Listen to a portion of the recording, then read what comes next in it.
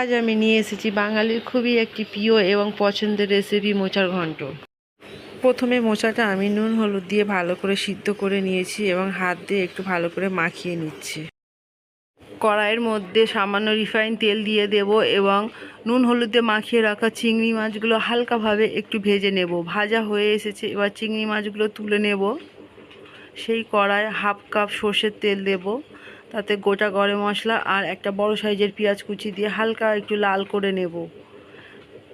লঙ্কা গুঁড়ো 1 চামচ, হলুদ গুঁড়ো 1 চামচ, ধনে গুঁড়ো 1 চামচ, জিরে গুঁড়ো 1 চামচ আর স্বাদ মতো লবণ পেঁয়াজের মধ্যে দিয়ে দেব। একটু নেড়ে ছেড়ে তার মধ্যে 2 চামচ আদা রসুনের পেস্ট দিয়ে দেব। মশলাগুলো ভালো করে নেড়ে চেড়ে নিয়ে তার মধ্যে 1 কাপ ছোট কাপের জল দিয়ে দিলাম।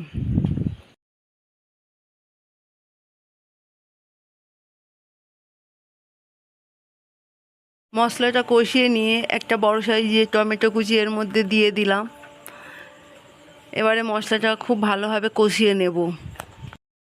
এরপর সিদ্ধ করে রাখা মোচাটা দিয়ে দিলাম।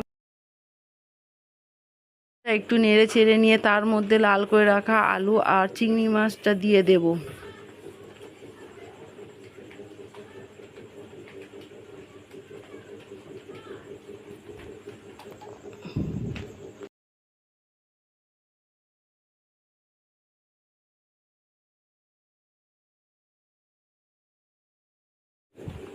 খুব ভালোভাবে কষিয়ে নিয়েছি। এর মধ্যে হাফ মগ জল দিয়ে দেব। জলটা গরম জল দিলে খুবই ভালো হয়। তার মধ্যে সামান্য চিনি আর একটু গরম মশলা গুঁড়ো ছড়িয়ে দিলাম, দিয়ে ঢাকা দিয়ে দিলাম। হয়ে গেছে, এবার খুলে নিলাম।